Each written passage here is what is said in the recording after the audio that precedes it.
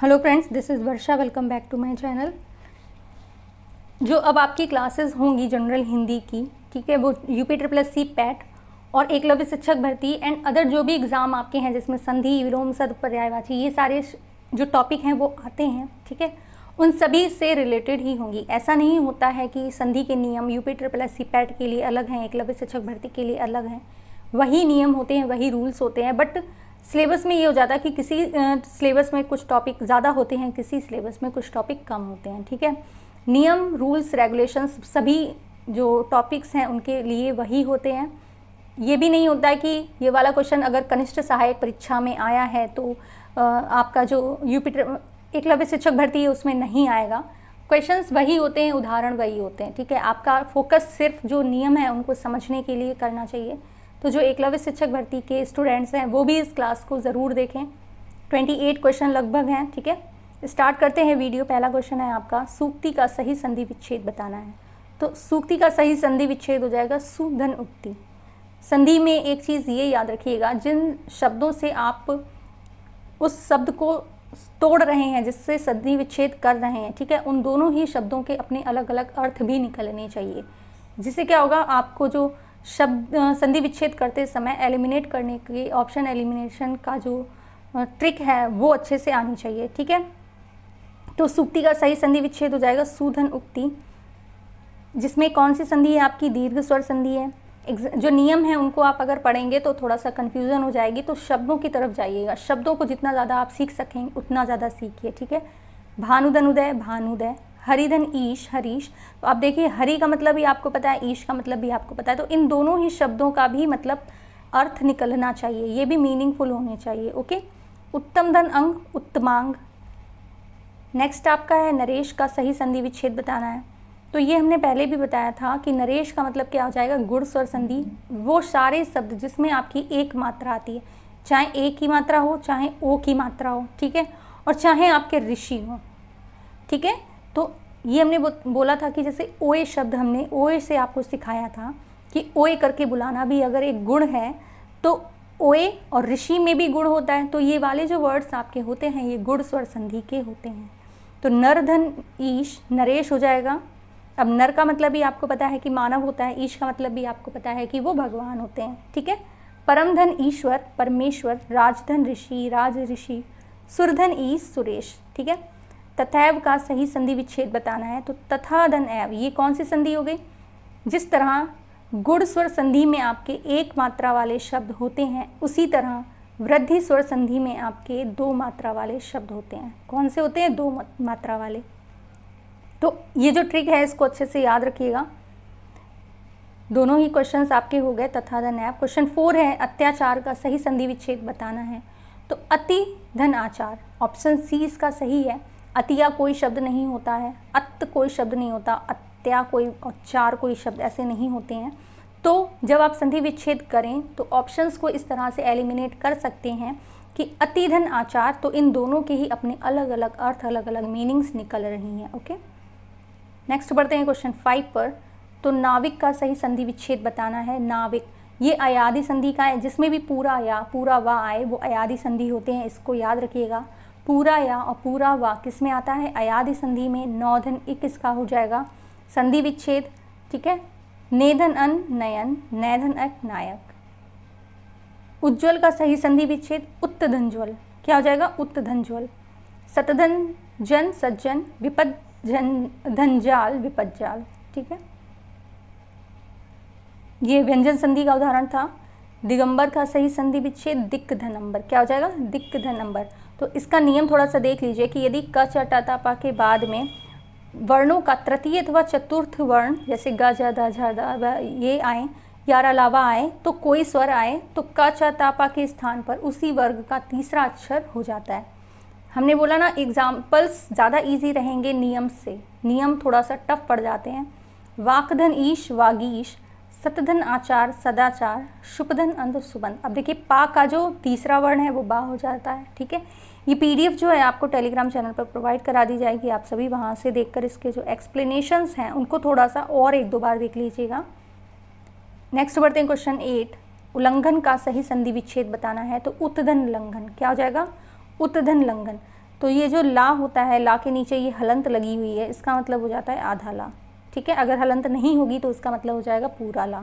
Okay, ततधन लीन तल्लीन, उत्धन लास उल्लास, ये भी व्यंजन संधि का ही उदाहरण है। अगर आपने स्वर संधि को अच्छे से समझ लिया तो विसर्ग संधि और व्यंजन संधि भी आपके लिए ईजी हो जाएंगे। ओके, यथोचित का सही संधि विच्छेद बताना है, तो यथाधन उचित, अब यथो कोई शब्द नहीं है, यथाधन ऊधन चित कोई शब्द नहीं है, ऐसे यथा उचित कोई शब्द नहीं है, ऐसे एलिमिनेट करके भी आप जो राइट ऑप्शन है उस तक पहुंच सकते हैं। यथोचित का सही संधि विच्छेद हो जाएगा यथाधन उचित। ओके, देवेंद्र, प्राप्त धन उदक प्राप्तोदक, विद्यार्थी का सही संधि विच्छेद तो क्या हो जाएगा विद्याधन अर्थी। ठीक है, विद्या का भी अपना एक अलग अर्थ है, अर्थी का भी अपना एक अलग अर्थ है। और ये कौन सा एग्जाम्पल हो गया, किसका हो जाएगा, दीर्घ स्वर संधि का हो जाएगा। ठीक है, क्योंकि सभी में बीच में क्या है, दीर्घ मात्रा आ रही है। ठीक है, नेक्स्ट है आपका नाविक का सही संधि विच्छेद बताना है। अभी हम ये क्वेश्चन ऐसा ही कर चुके हैं, क्या हो जाएगा, नौधनिक हो जाएगा। अयादि संधि का ये एग्जाम्पल है। व्यवहार का सही संधि विच्छेद क्वेश्चन 12 देखते हैं, तो इसका क्या हो जाएगा, वी धन अव धन हार। ऐसा नहीं है कि संधि विच्छेद में दो ही शब्दों में आपको जो शब्द है उसको तोड़ना है, 2 से ज़्यादा बार भी टूट सकता है वो। ठीक है, सावधान का सही संधि विच्छेद तो स धन अवधान। ठीक है, क्या हो जाएगा, स धन अवधान। नेक्स्ट है क्वेश्चन 14, महर्षि का सही संधि विच्छेद बताना है, तो महाधन ऋषि, क्या हो जाएगा, महाधन ऋषि। जीर्णोद्धार जीर्णोद्धार, महाधन ऋषि, ऋषि किसमें हमने बताया था कि गुण स्वर संधि, यानी कि ऋषि में भी गुण होते हैं। महाधन उत्सव महोत्सव, सुरधर इंद्र सुरेंद्र। निश्चल का सही संधि विच्छेद निधनचल, क्या हो जाएगा, निधनचल।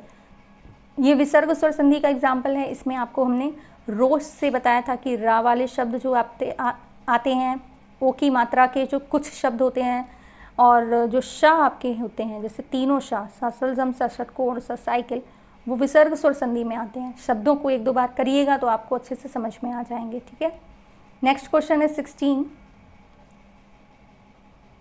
सधर्म का सही संधि विच्छेद तो सतधन धर्म। ठीक है, क्या हो जाएगा, सतधन धर्म।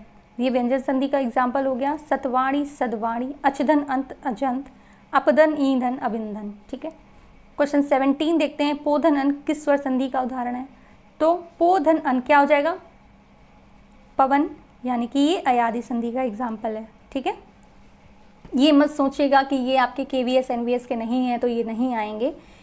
संधि वही रहती है, नियम वही रहते हैं, शब्द वही रहते हैं। ओके, नेक्स्ट है दुस्तर का संधि विच्छेद क्या है, तो हो जाएगा दुहधंतर। क्या होगा, दुहधंतर। दुस्तर का संधि विच्छेद है दुहधंतर।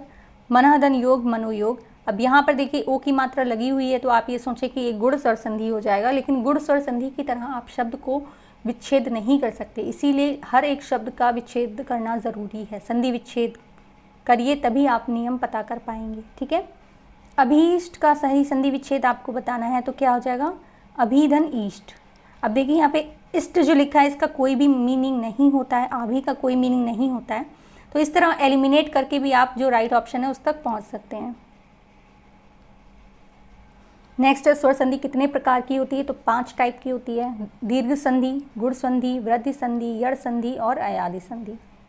21 है विपथ जाल। विपथ जाल में कौन सी संधि है, तो विपथ धन जाल। ये कौन सी संधि होती है, व्यंजन संधि, क्योंकि ये स्वर नहीं है और इसमें कोई विसर्ग नहीं लगा है, तो ऐसे भी आप देख सकते हैं कि ये व्यंजन संधि का एग्जाम्पल है। ओके, क्वेश्चन 22 देखते हैं, संहार का सही संधि विच्छेद आपको बताना है। जब भी किसी शब्द में अंक की बिंदी लगी हो तो उसमें हम माँ लगाएंगे समधन हार। कैसे तोड़ेंगे उसको, समधन हार में। ठीक है, महेंद्र का संधि विच्छेद बताना है, तो महाधन इंद्र राइट ऑप्शन हो जाएगा। ये गुण स्वर संधि का एग्जाम्पल है। गुण स्वर संधि को तो काफ़ी अच्छे से इसमें हमने समझा दिया है आपको। संधि के कितने भेद होते हैं, तो संधि के 3 भेद होते हैं, स्वर संधि, व्यंजन संधि एंड विसर्ग संधि। ओके, नेक्स्ट देखते हैं क्वेश्चन 25, संधि विच्छेद में यदि किसी वर्ग के प्रथम वर्ग से परे कोई अनुनासिक वर्ण हो तो संधि करते समय प्रथम वर्ण के स्थान पर उसी वर्ग का कौन सा वर्ण हो जाएगा, तो उसी वर्ग का अनुनासिक अर्थात पंचम वर्ण होगा। ये आपका एकलव्य शिक्षक भर्ती में इस तरह का क्वेश्चन नहीं आएगा, तो इसको आप स्किप कर सकते हैं।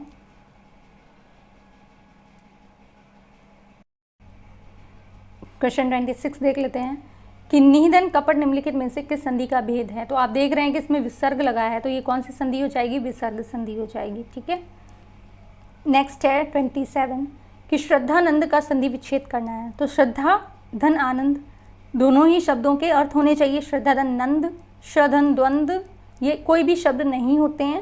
ठीक है, श्रद्धा धन नंद आपका श्रद्धानंद हो जाएगा। ये दीर्घ स्वर संधि का एग्जाम्पल है। ओके, संधियाँ 3 प्रकार की होती हैं, निम्नलिखित में से कौन सा एक संधि का प्रकार नहीं है। तो स्वर संधि, व्यंजन संधि, विसर्ग संधि ये होती है। राइट ऑप्शन इसका हो जाएगा अनुस्वार संधि। ठीक है, अनुस्वार संधि किसी भी प्रकार की संधि नहीं होती।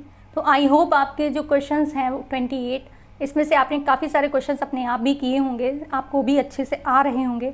एंड संधि के इतने ज़्यादा क्वेश्चंस पहले भी करा चुके हैं और अच्छे से समझाया भी है, तो उसको देखिएगा ज़रूर। एंड ये मत सोचिएगा कि एकलव्य शिक्षक भर्ती में इस तरह के क्वेश्चंस नहीं आएंगे तो हम क्लास को स्किप कर दें या ना देखें, क्वेश्चंस ऐसे ही आते हैं। ठीक है, क्लास कैसी लगी इसका फीडबैक ज़रूर दीजिएगा एंड क्लास को शेयर ज़रूर करिएगा। Thank you so much for watching.